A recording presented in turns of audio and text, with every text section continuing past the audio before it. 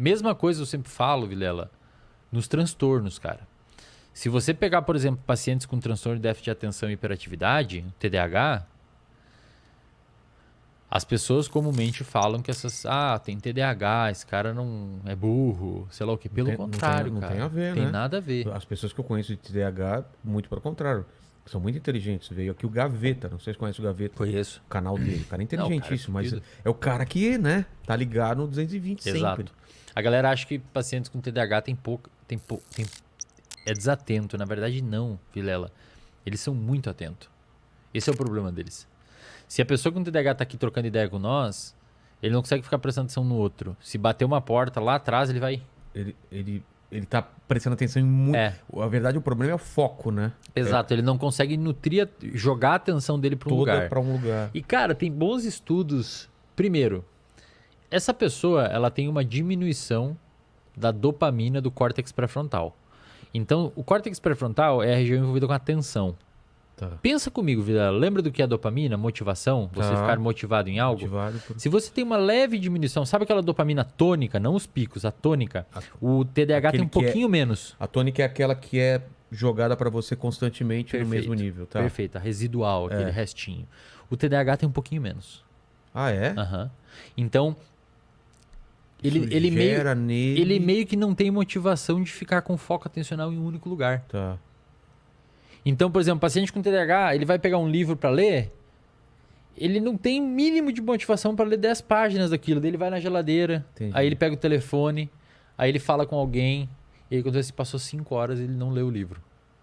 E aí, o que normalmente as pessoas fazem nisso, quando o TDAH é tratado, principalmente desde o início, que é o ideal, restabelece essa dopamina com medicamento. Ritalina, Venvance, medicamentos para TDAH. Como que a pessoa sabe que ela tem TDAH? Que exame que mostra isso?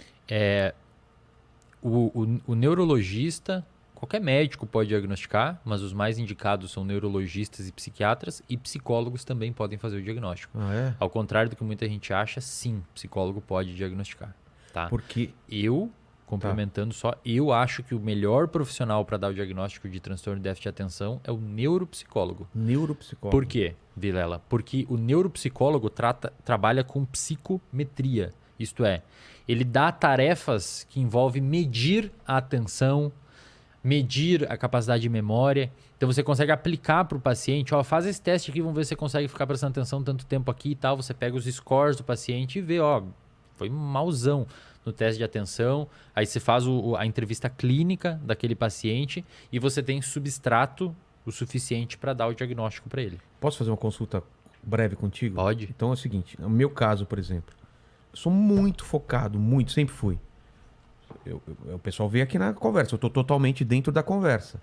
Só que o que eu tenho percebido é, de uma década para cá, uns 5 anos para cá, esse lance de rede social, de coisas, tem me dado um trabalho para conseguir focar, ler um livro, como você falou, por exemplo, assistir um filme, fazer uma coisa específica, tem sido mais difícil para mim ultimamente. Agora não, porque eu tô fazendo um exercício muito bravo de ler e focar e tal. Mas aquele negócio de eu tô lendo, deixa eu dar uma olhadinha no celular. Eu nunca fui assim.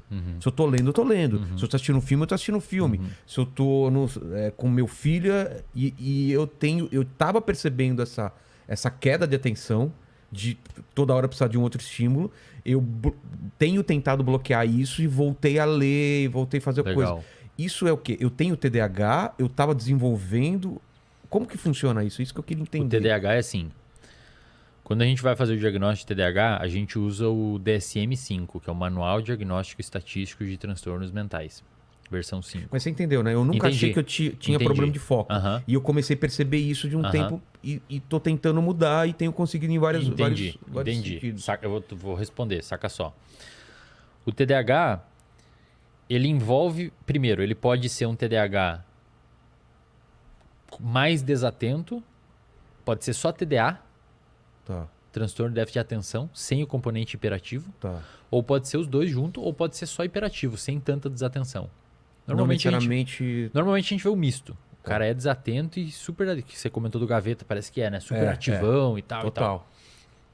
Então esse é um ponto.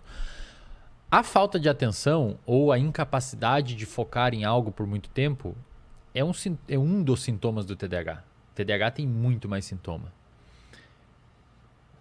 Insisto, só um clínico consegue fazer o diagnóstico de TDAH. Não se autodiagnostique agora baseado no que eu vou falar. Quando você abre o DSM, tem vários itens lá que você tem que dar check para diagnosticar com TDAH. O primeiro item, ele se abre em outros 8, 9. Vários subitens, que envolve perder coisas com frequência, a pessoa chamar e você não ver, procrastinação. O paciente com TDAH procrastina muito, porque não tem essa dopamina para fazer as coisas, então procrastina demais. Desatenção, etc, etc. Isso são alguns itens que você tem que preencher.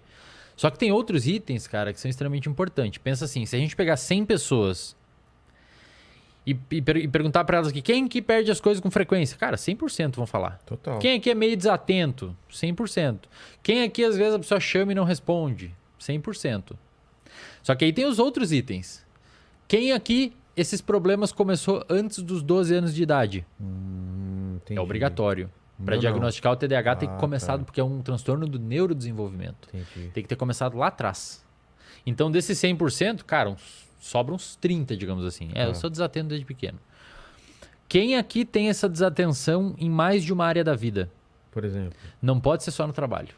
Tem que ser no trabalho, com a família, com a sociedade, com os amigos, no futebol. Porque se for só no trabalho, pode ser você que ele não goste da parada. Eu não consigo ler matemática, estudar matemática. Beleza. Você odeia matemática. Você não gosta de matemática. Você está desmotivado, não está desatento. Entendi. Então, desses 30%, você já baixa para uns 15%. Quem aqui sofre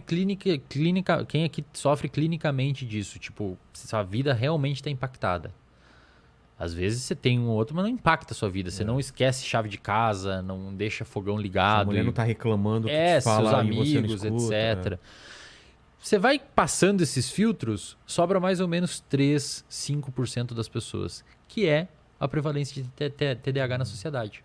De 100 pessoas, umas 3 vão ter. O que eu te relatei é o quê? Não é TDAH. É só uma... Provavelmente você teve um momento, uma fase de mais desmotivação, às vezes, com isso. Porque, por exemplo, eu adoro ler um livro. Por que eu não estava conseguindo ler naquele momento? Pois Porque eu estava com algum problema na minha vida. Outras coisas que estavam tirando foco. Mais estressado, alguma coisa que você queria resolver e não estava percebendo que estava gerando ansiedade. Não, às mas vezes tem a ver mesmo, quer resolver rápido. Eu preciso criar não sei o quê. E aí fica olhando o celular. Exato.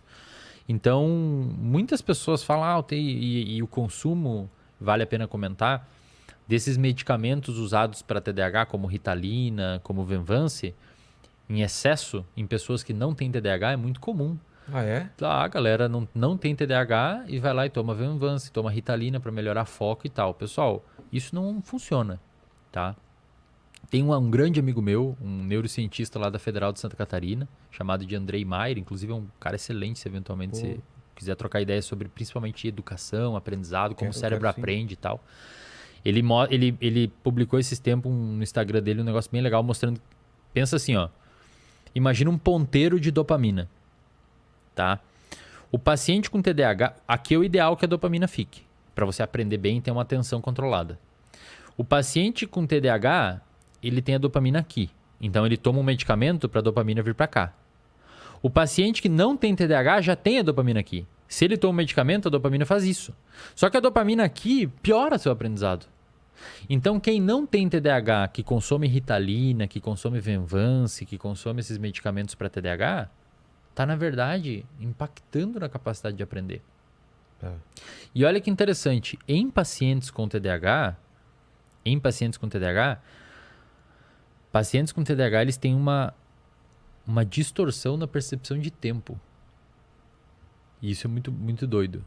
Se você pede para um paciente com TDAH ficar 5 minutos sentado e um outro que não tem no lado, sem relógio, sem nada, você não fala para eles que é 5 minutos. Depois você pergunta quanto tempo você passou sentado. O TDAH vai achar que muito mais tempo. Porque eles meio que comprimem o tempo na cabeça deles. Que doideira. Ou dilatam o tempo. Eles...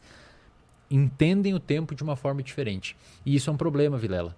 Porque se quando um paciente com TDAH pega um livro para ler, o cérebro dele faz um cálculo de quão custoso vai ler esse livro. E geralmente superestima o quão custoso vai ser. Superestima? Super. Ele acha que vai ser muito mais difícil do que de fato vai ser. E aí, o que ele faz? Procrastina. Ele não faz. Então ele pega um livro de 100 páginas. Uma pessoa sem TDAH vai falar assim... Mato isso essa semana. É.